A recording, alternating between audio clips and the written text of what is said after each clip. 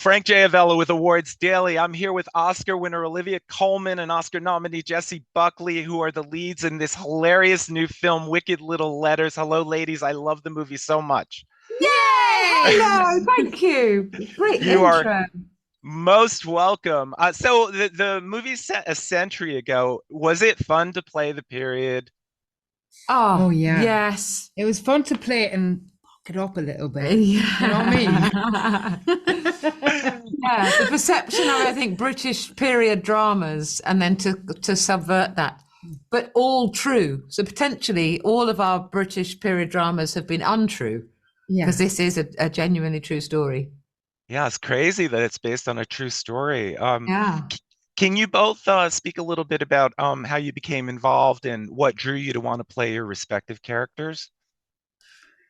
Well, Olivia sent me the script and I was like, if anything, if you want me to be a sheep or I've said that a lot today. That's good. It's still good. A sheep, I will be. And then I read the script and I just thought it was so funny and light and a comedy, and I loved Rose. I thought she was just this kind of life force and the kind of woman that I want to live more in the world. And I get to go to work with one of my best friends and somebody that I just think is so extraordinary. And we'd never worked together before. No. So that was just such a treat. Yeah, exactly. Exactly. So the script, I saw the Johnny Sweet's script and loved it, couldn't believe it was real, and the letters are lifted from the real letters, and then just thought, oh, if Jessie plays Rose, we could just have the best time. You know, we hang out with each other for free anyway, and this was great. We get to hang out and be paid, and swear at each other. The different things come to you at different times, and this just arrived, and I think we're both in the place where we want to do something really silly, and it was fun. Well, and the film is hilarious, and I think it comes out of the way you guys play it. You're never pushing the humor. It always feels organic. Oh, that's nice of you to say. I've been worried that I really over-egged it, but thank you. No, I don't feel that at all. Do you guys have different approaches to inhabiting your characters? I'm curious, like, do you turn on and off, or do you take your character home with you? Oh, I mean, I think I'm pretty close to old Rose. And Olivia's obviously very close. Yes, I'm very close to Olivia. No, we're not at all method people. You know, feel it in the moment. And we didn't really discuss it at all. No, we didn't, did we? No. That's probably quite bad. Well, it worked, so it doesn't really matter. I mean, and they're such complicated women trying to navigate this time when men ruled the world. You can argue they still do, but even more so.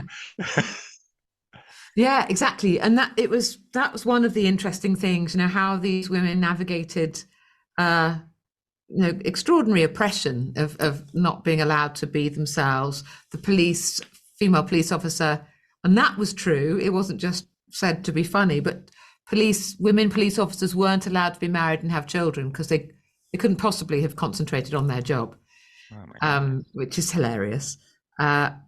It's all funny, but it's worth not forgetting, you know, that this was a terribly restrictive time for women.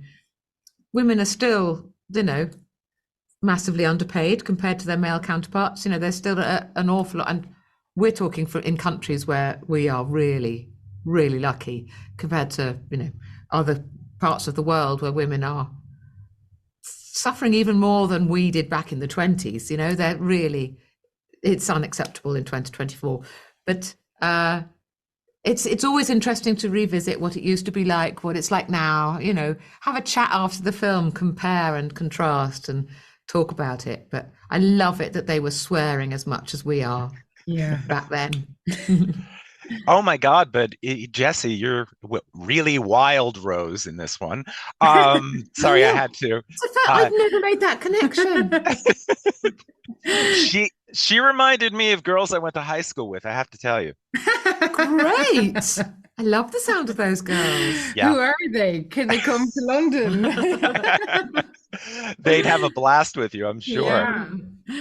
No, she was so, I mean, to be honest, that's what I experience most women in my life to be like, and if you, and I guess this story is an example of if you try and contain a part of a woman, it only ends up spilling out and becomes something that's damaging. But if you, and I guess Rose was so uncompromising of her freedom and her need for life, because she wanted to educate her daughter to have the same, to not be made smaller by a society's choosing of what it is to be a woman, that she could make up her mind about what that was.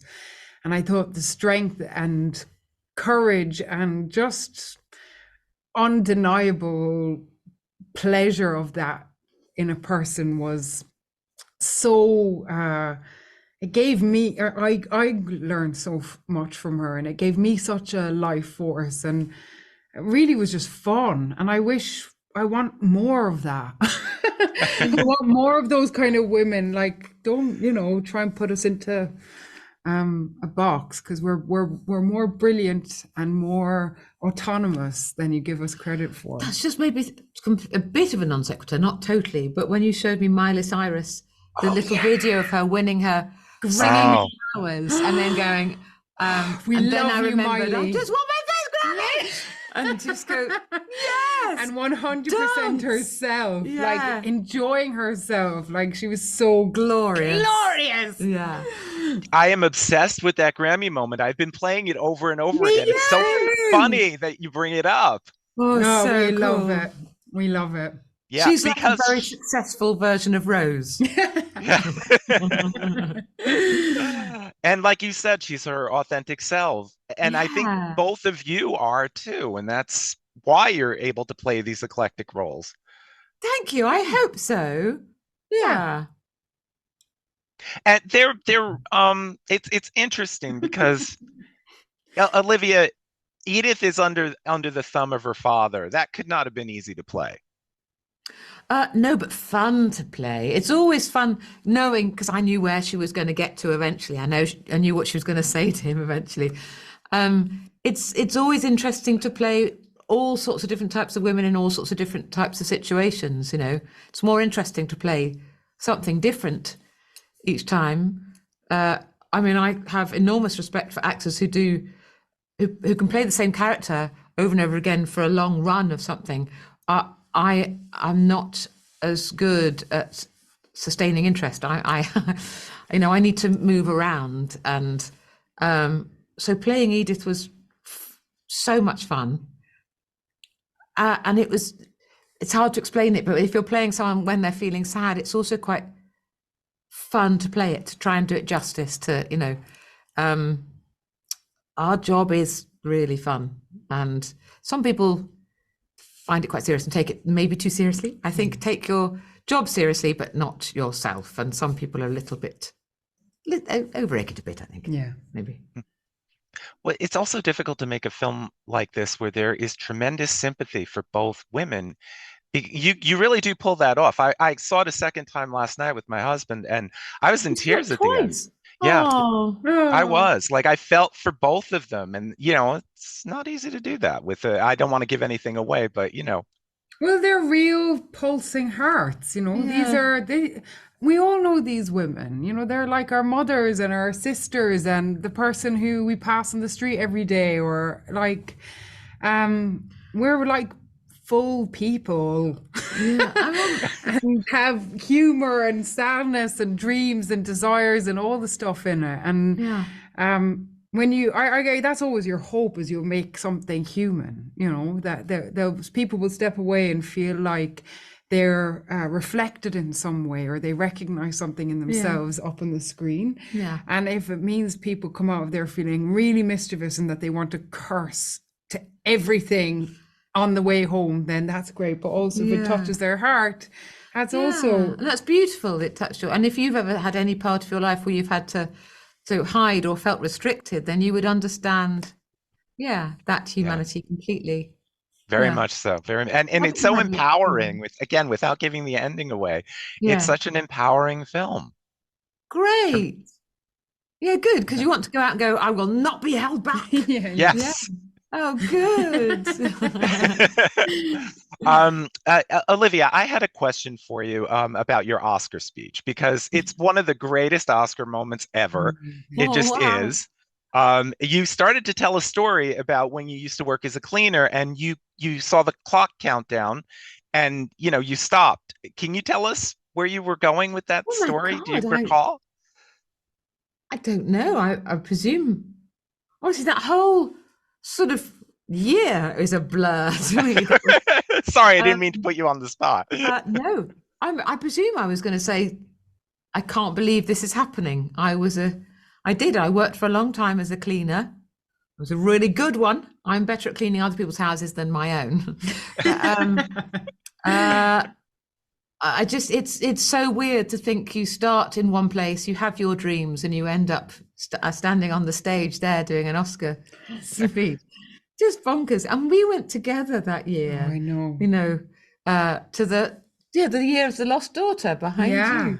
Yeah. And to think that, Jessie's one of my favorite human beings in the world, and we were there in our posh frocks together. It was amazing. Running out for a little margarita. Yeah, it's just these things you don't imagine they will happen, and sometimes they do. Yeah. Never stop dreaming. Yeah, that was, I mean, that was the incredible, empowering message that came across. Oh. I'm curious, do you guys have a favorite scene in the film? They were all really fun. I love your dart scene. I like you in the bath as well.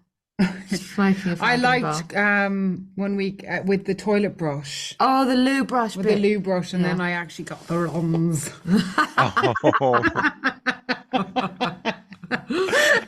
And the chaos that ensued. Oh my God. There were just so many amazing, gorgeous little moments. Yeah. I actually love I love the montage between the two of you. Where we see friends. you guys becoming friends. Yeah. Yeah. That was Yeah. I want to see it. I think we're going to see it again tomorrow, aren't we? Yeah. It's been a while since we've seen it, so we get to see it again tomorrow in the London premiere. Yeah. Oh, that's fantastic. Could you tell us what's coming up next for you guys? I know you have Girl from North Country. I hope so. There's no date for that yet. Doing that. Yeah. The musical. Yeah. Are you singing? Well, one song. You might have to sing for me and I'll just mouth Who it. else is doing it? I'll tell you later. Oh my God, I'm very excited. I love that. I love that. Very excited. But there's no dates for that yet. Oh, okay. But I really hope it's going to happen. I hope so too. It's such a great musical. Yeah. Yeah, I'm excited. Is it going to happen next? Oh, we don't. Our agents, we share an agent. Making faces like. Do that.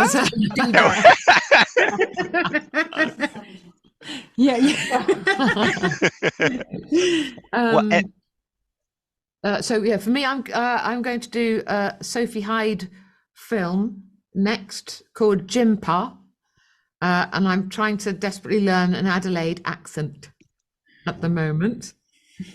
Jessie's already in the thick of doing something. Oh, I'm. When I said that. Oh yeah, I thought I was like Jessie's already got an Australian accent down, and I was like, I can't do that.